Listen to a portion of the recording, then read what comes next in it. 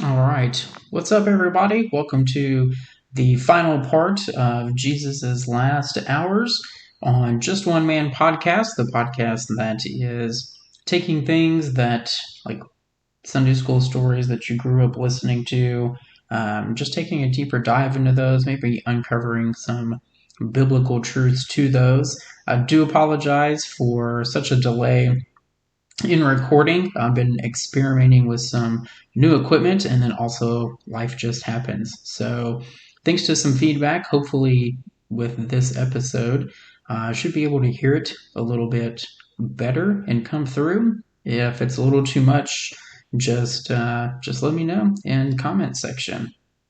So, just to kind of catch up for where we were, we studied the first two of the three parts of Jesus's story of the death and burial. And so today we're going to finish up in Matthew chapter 28, and we move into this third part, which is really the most important part, his resurrection.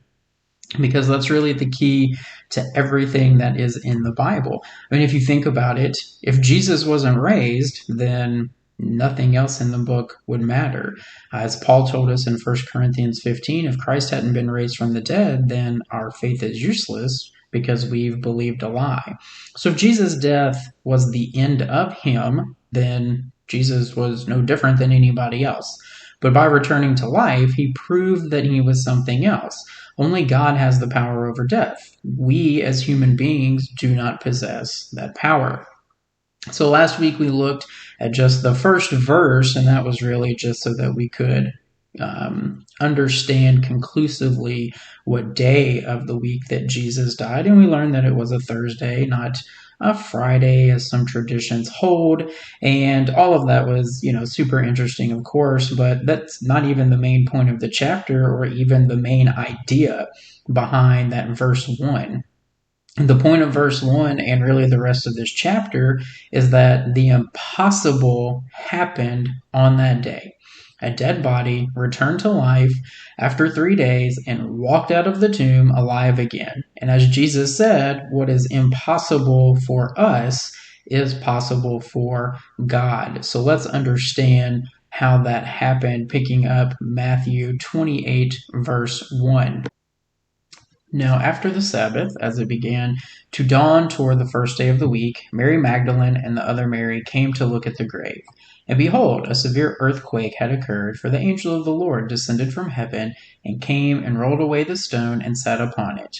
And his appearance was like lightning, and his clothing as white as snow.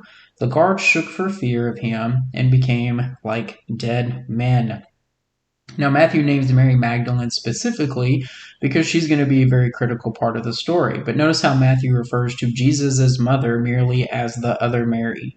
In fact, both John and Mark refer to Mary as the mother of James, not the mother of Jesus. And these are just like examples of how the Bible consistently downplays the significance of Mary as Jesus' earthly mother.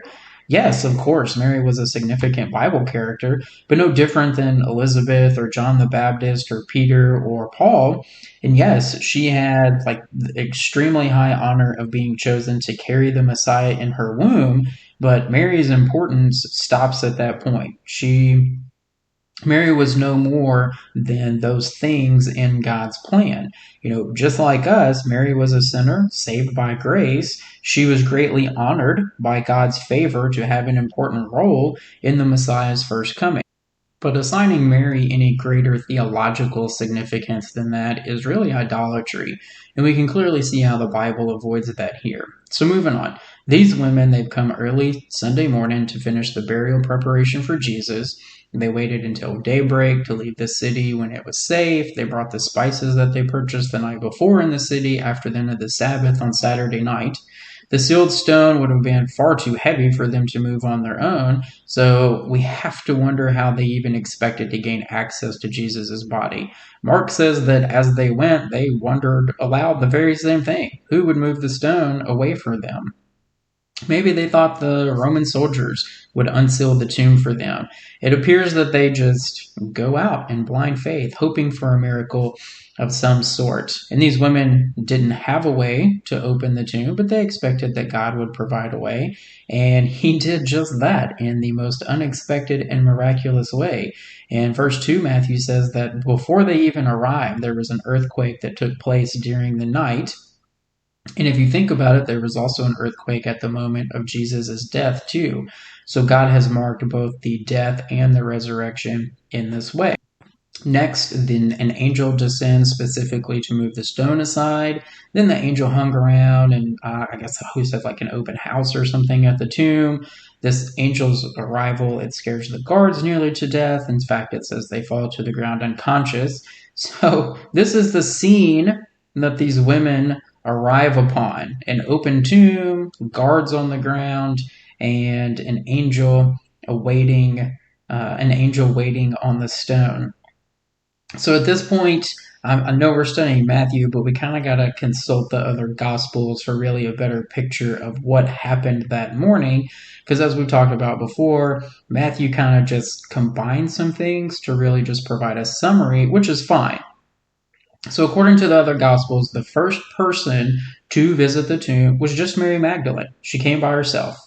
When she arrives to the tomb, it's already open, but she doesn't investigate any further. She immediately just runs to go back to tell the other apostles. She didn't even see the angel. She assumed that the body of Jesus had been stolen, and so she wanted to report it to them.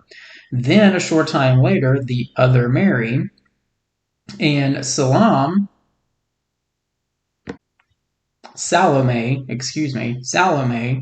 who Matthew never even mentions, arrives, and these two are the first to enter the empty tomb. And that's the encounter that Matthew writes about next in verse number 5, when he says, "The angel said to the women, 'Do not be afraid, for I know that you are looking for Jesus who's been crucified. He's not here, for he has risen, just as he said. Come, see the place where he was lying. Go quickly, tell his disciples that he is risen from the dead. And behold, he is going ahead of you into Galilee. There you will see him. Behold, I have told you.' And they left the tomb quickly with great fear and great joy and ran to report to the disciples." So again, this angel, he greets these two women with the pretty standard angelic greeting of, "Do not be afraid." He then informs the women that the Lord wasn't in the grave because he had risen from the dead, just as he had promised. He invites them in to inspect the tomb. They see the empty tomb. They see the bench in the cave with the wrappings. Finally, he tells them to report to the disciples that Jesus is going to Galilee, where he will meet them. Jesus wanted his disciples to leave Jerusalem immediately, to flee the Romans, flee the prying eyes of the Pharisees. Once in Galilee, then Jesus and his disciples could meet. They could talk in safety without any worry of interruption. So while Mary and Salome are conducting their open house with the angel, Mary Magdalene is back in Jerusalem with the disciples. She's trying to convince them that she saw Jesus' tomb open. They don't believe her, and they refuse to go and look for themselves. Now, in that culture and in that day, men viewed women as unreliable witnesses and didn't trust their reports. So this wasn't any red flag whenever we see that they didn't believe her. So then a little bit later, the other Mary and Salome, they return to the disciples to report their encounter with the angel in the tomb. So now with a second report of an empty tomb, that's when Peter and John, they decide to run and check out the women's story by going to the tomb. When Peter and John get to the tomb, they find it empty with the linen wrappings, but there's no angel anywhere. Meanwhile, Mary Magdalene decides to go back to the tomb a second time, and when she does, she sees not one angel, but she sees two. And then almost immediately, she turns around to see Jesus alive outside of the tomb. She's, obviously overjoyed to see Jesus alive. She tries to embrace him. Jesus tells her, "Don't touch him." Instead, he tells her to report to the disciples. And here we kind of assume that he repeats the instructions for them to go to Galilee, since they haven't done that yet. And it's interesting that Mary Magdalene would be the first person to see the risen Lord, and that fact argues for the authenticity of the gospel accounts. Because back then, if you were inventing the story of Jesus' resurrection, you're not going to make your first eyewitness of the story be a woman. We just talked about the culture there and their bias against women eyewitnesses. This detail alone would make your story less believable, not more believable. The only reason someone would say a woman was the first eyewitness to something so remarkable would be if it was true. Moreover, the Lord's choice to work through the women rather than the men is confirmation of something that we talked about on the last episode, that the women were a chain of custody, proving the authenticity of Jesus' claims of death, burial, and resurrection.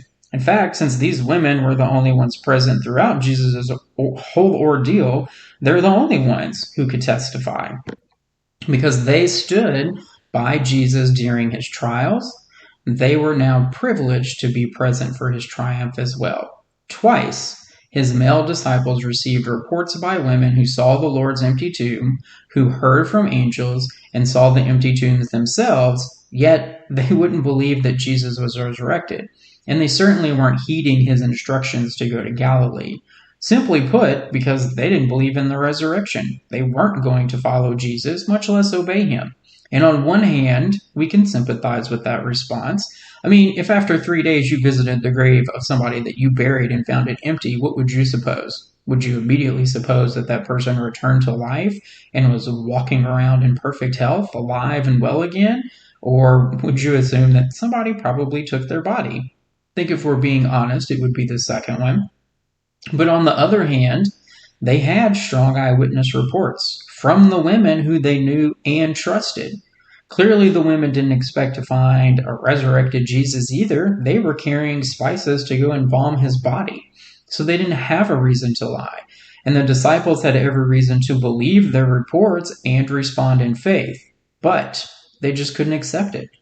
It just goes to show that the resurrection is the key to the gospel. If Jesus wasn't raised, then nothing else matters. And that's what the Christian faith requires. At the heart of our faith is the belief in these testimonies.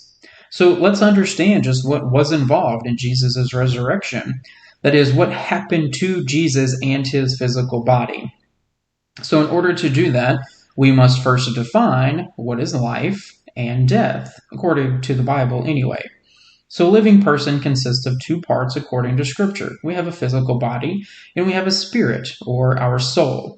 God fashioned the body of the human being, Adam, from the dirt of the ground, literally from the earth.